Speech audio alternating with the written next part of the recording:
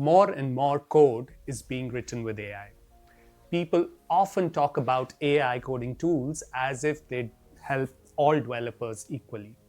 But who's actually using these tools? And more importantly, who's actually getting better results from them?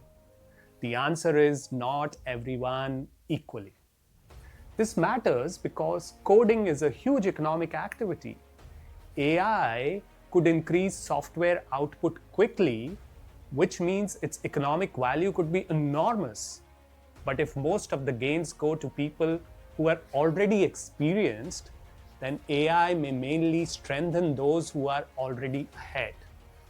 That matters for careers, pay, training, and who gets the chance to move up in the software world.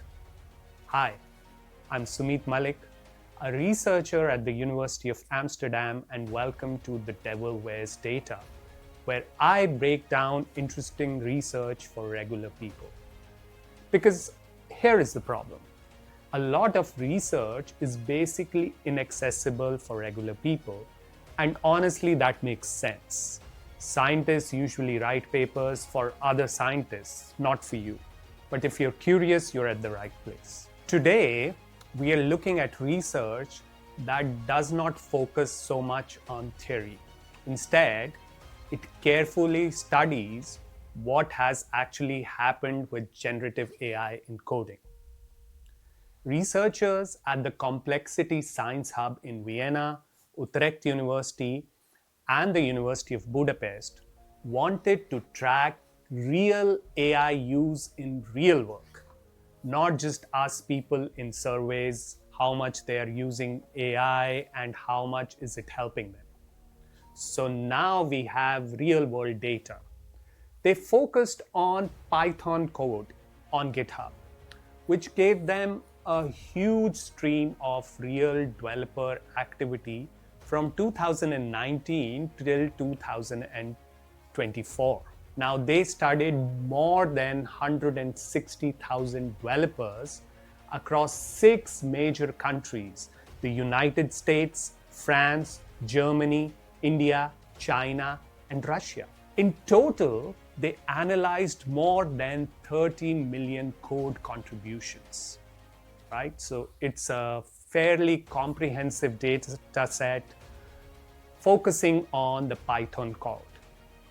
Now that makes it a very large study of how AI is changing coding in real world.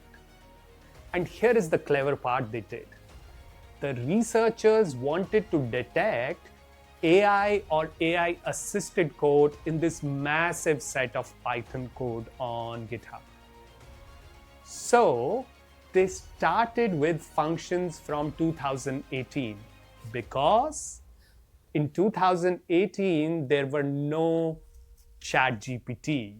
So there were no strong AI coding tools that were at least not widely available or accessible. And now that becomes an example of code written by humans.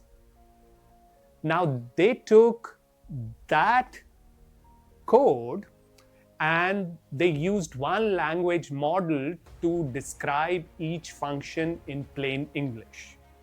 And then they took another model to turn that description back into code. So think of it like this. They took the code written by humans and they gave it to, let's say, ChatGPT to say, make the English version of this code. And then that English version was given to, let's say, Claude to say, now write back the code. Now what they have essentially is an AI generated version of the same programming task. After that, they trained a model which designed to tell whether that code is written by humans or written with the help of AI, right? So in this case, it is trying to distinguish between code written by humans and code written with AI assistants. The model then was tested on the test data and it performed really well, right? This test data the model had not seen before. So in the end, researchers had a tool that could reasonably estimate whether the code on GitHub is human written or written with the help of AI. That's the clever trick they did. Now, to measure the impact, they did not just compare one group of developers with another. Instead, they could track the same developers over time and compared each person to themselves at different points. So they are tracking those 160,000 developers who are creating Python code over the 5 years. And they asked whether periods with more AI use were linked to more output and broader coding activity. In other words, they wanted to measure both how much code they are writing with the help of AI and how much code they are actually exploring. And what did they find? First, AI adoption clearly jumped after the release of tools like Copilot, ChatGPT, ChatGPT 4, ChatGPT 5, and so on.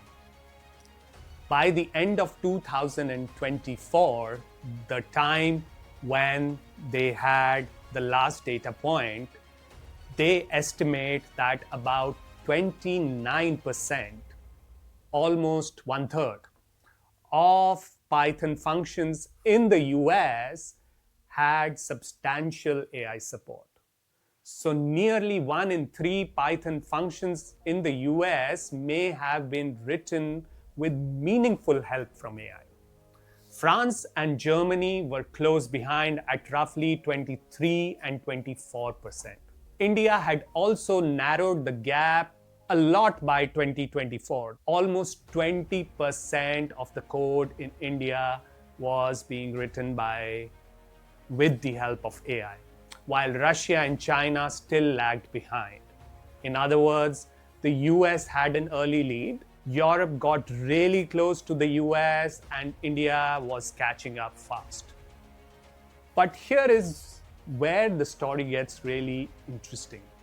In their US sample, the researchers did not find a gender gap in AI usage. What they did was they again trained a model where they tried to ascertain whether the first names were of males or females of the developers. And they did not find any differences between the adoption by males versus females. But they did find a tenure gap. Newer developers were using more than experienced developers. They were more eager to use generative AI, but using AI more did not mean they were benefiting more from it. In fact, experienced developers got more out of these tools. Developers who used AI also tried more new libraries or more new combinations of libraries. That essentially means that they were moving into new technical areas. In other words, AI may be helping these developers to explore more and experiment more.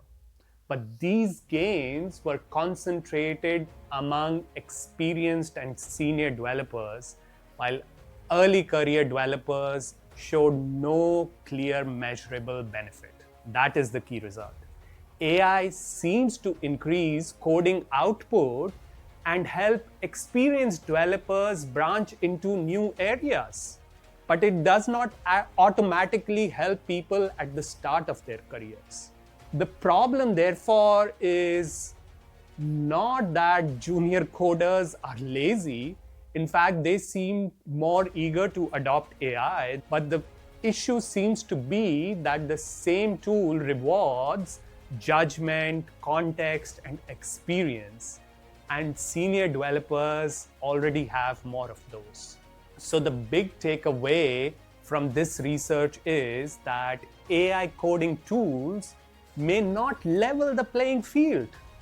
They may actually widen this gap between less experienced and more experienced developers, even when Younger developers are the ones who are using these AI coding tools more. By the way, if you're interested in how people react when decisions like hiring and promotion are made using AI, check out the video which will be linked after this. That's it for today. Thank you for joining me on Devil Wears Data. I'll see you next time with another interesting research.